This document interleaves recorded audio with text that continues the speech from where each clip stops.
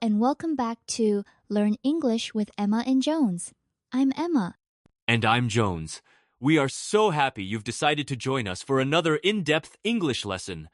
In our last episode, we learned all about how to make plans and invite your friends out.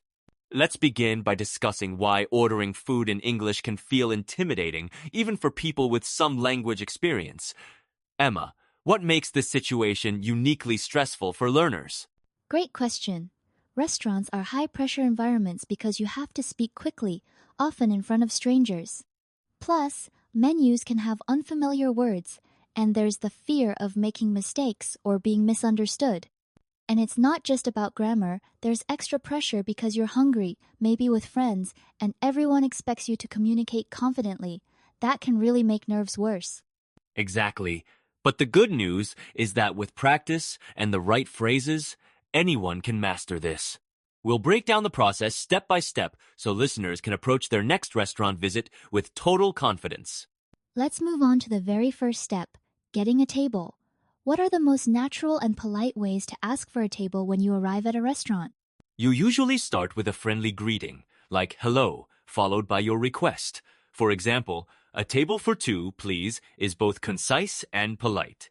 This phrase is universal and works in almost any casual or formal setting. That's a great tip.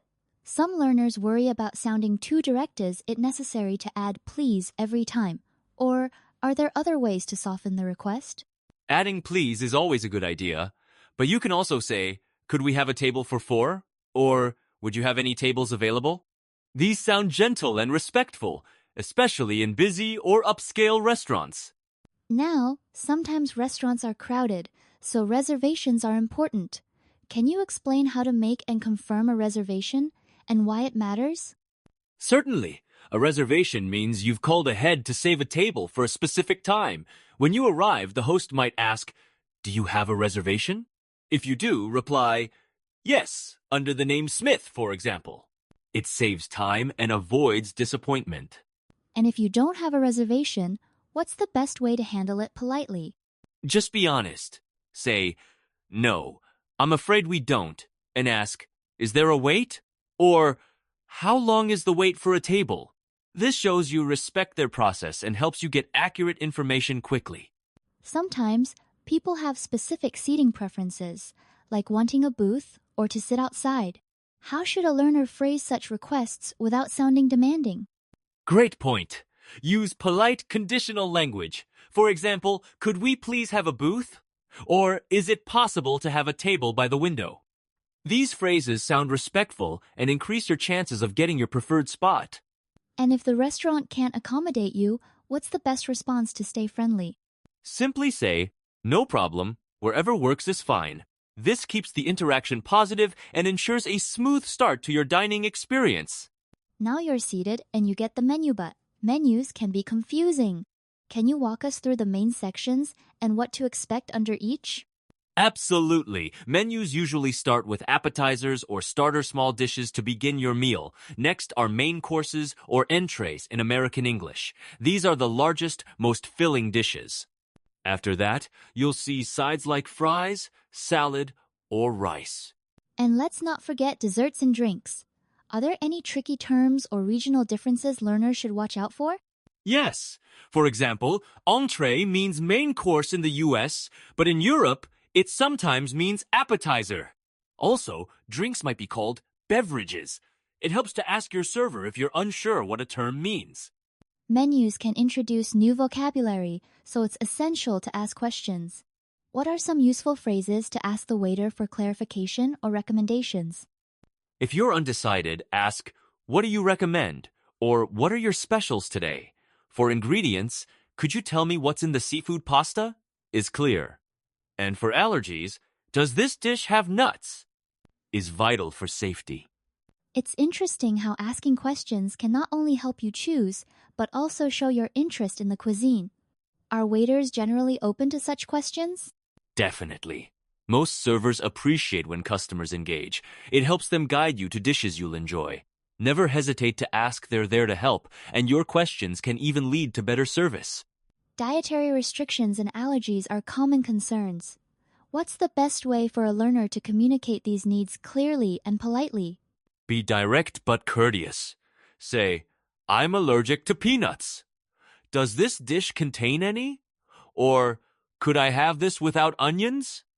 Using phrases like, is it possible to, makes your request sound considerate, not demanding. Are restaurants typically prepared for these requests, especially in English-speaking countries? Yes. In the US, UK, and Australia, staff are usually trained to handle allergies.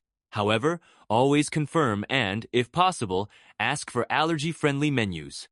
It's better to repeat your request than risk a health issue. When it's time to order, politeness and clarity matter. What are the best phrases learners should use to sound both friendly and natural? Start with, I'd like the, I'll have the, or can I please have the? These are universally understood. For example, I'd like the grilled salmon, please. Adding please and making eye contact creates a positive impression. If the dish requires more detail, like steak, what should someone say? The server may ask, how would you like your steak cooked? You can reply with rare, medium, or well done. If you have preferences for sides, say, could I have a salad instead of fries, please? This keeps things clear and polite. After the meal, asking for the bill and tipping customs can cause confusion. Can you clarify the main differences between American and British English and how tipping works? In the US, you say, check, please. While in the UK, it's bill, please. Tipping is expected. In the US, 15-20% is the norm. In the UK, tipping is often 10-12% and sometimes already included as a service charge. Always check your bill before adding a tip. That's useful. How should learners ask to pay separately if they're dining with friends? Simply say, could we pay separately, please? Or, can we split the bill? This is common and understood in most restaurants, especially in larger cities. Let's wrap up with a complete role play, combining everything we've learned. Imagine you and a friend arrive at a restaurant. What does a confident conversation look like from start to finish? You might begin, good evening. We have a reservation for 2 under the name Smith. After being seated, you'd say, could I have a glass of water, please? When ordering, I'll have the chicken. Is it spicy? Shows you're using clarifying questions. If you want to substitute a side, what's the best approach in this scenario?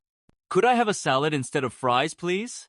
Is perfect. After the meal, to get the bill, excuse me, could we have the check, please? For separate payments, we'd like to pay separately. Practicing this dialogue boosts real-world confidence. And there you have it, a complete, successful, and confident experience at an English-speaking restaurant, from reservation to paying the bill. You have done incredible work today. This was a very long lesson, but now you have all the essential phrases you will ever need. You learned how to get a table, understand a menu, ask important questions, order your food politely, and handle the bill. Your homework is to find a menu online for a restaurant you would like to visit. Choose your appetizer, main course, and drink. Then, practice ordering them out loud using I'd like or I'll have. Thank you for your amazing focus during this long lesson. In our next episode, episode 7, we are going to learn how to talk about another fun topic, going shopping. Make sure you're subscribed so you don't miss it. Thank you for learning with us today. You are building real-world skills, and you should be very proud. Goodbye.